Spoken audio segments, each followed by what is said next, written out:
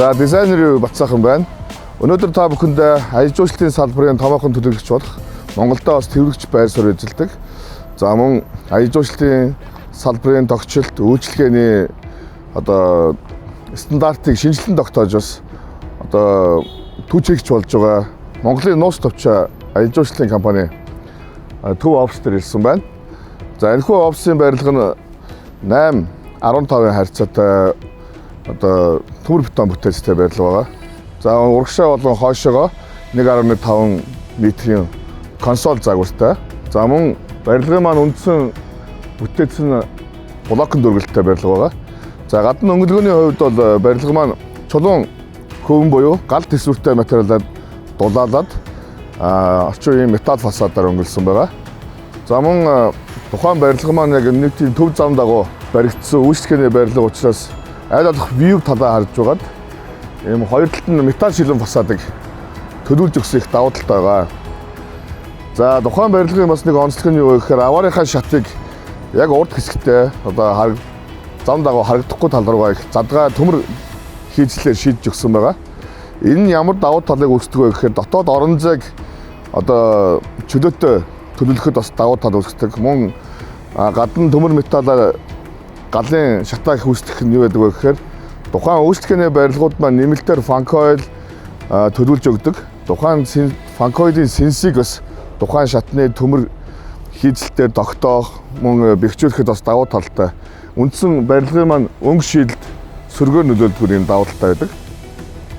За мөн энэ барилгын маань нэг онцлог нь юугаар давуу талтай вэ гэхээр B1 давхраас 5 давхар хүртэл нийт 6 давхар барилга бол үйл ажиллагаа явуулж байгаа. B1 давхарт нь мэдээж гараж.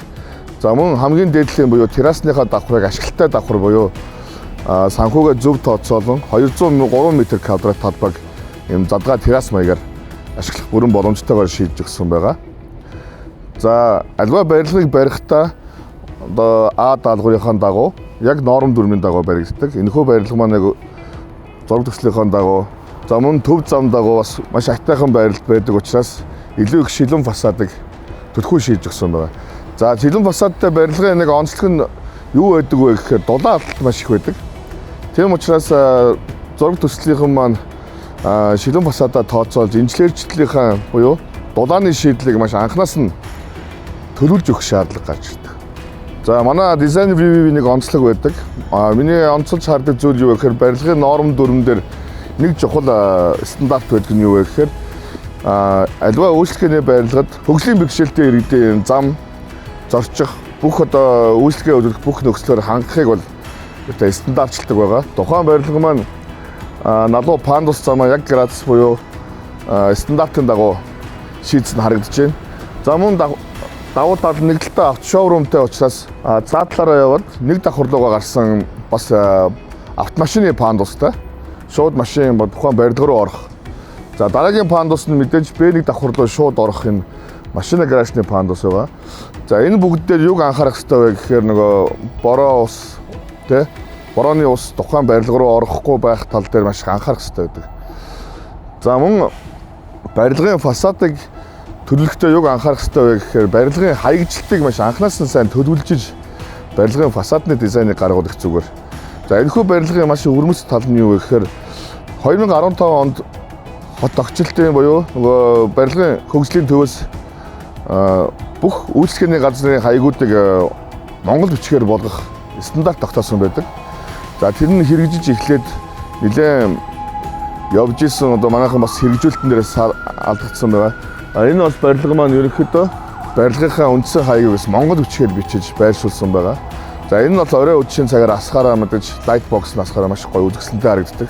Цаашдаа бас та бүхэндээ энэ стандартуудыг бас түгээх, бусдад таниулах дээр бас анхаарч ажиллах болно гэж хэлмээр байна. Үйлчлэгээний барилгын бас нэг онцлог нь юу байдаг вэ гэхээр тухайн барилга руу ороод хаашаага ямар үйлчлэгээ авах вэ гэдгээ тухайн барилгаас шууд авах. За мөн тухайн барилгаар үйлчлүүлж байгаа тохиолдолд аюулгүй байдлыг бүрэн сахихуудыг үйлчлүүлэгч маш их хүсдэг. Тэгэхээр юу вэ гэхээр тухайн барилга маань нэг давхарт яг дифтний ажилтнууд интерьер дизайнер бүрэн шийдэлтэйгээ хамт security and reception хоёроо хамт шийдсэн байгаа. Та ороод хаашаа хинтээ уулзах уу, ямар үйлчлэгээ авах вэ гэдгээр ресепшнээс аваад давхруудаа үйлчлүүлж болно гэсэн үг. За та бүхэн барилга барих гэж байгаа тохиолдолд маш сайн стандартын мэдлэгтэй байж за мөн аливаа барилгыг барих гэж байгаа төсөл хэрэгжүүлж байгаа байгууллага болон хувь хүмүүстэй хандаж хэлэхэд барилгынхаа зураг төслийн үед интерьерийнхаа зураг төслийг бас хамт гүйцэтгэжээд барилгаа эхлүүлвэл танд эдийн засгийн болон мөн ашигтай талбай бүрэн давуу тал үүсэх боломжтой байдаг шүү гэж бас хэлмээр байна.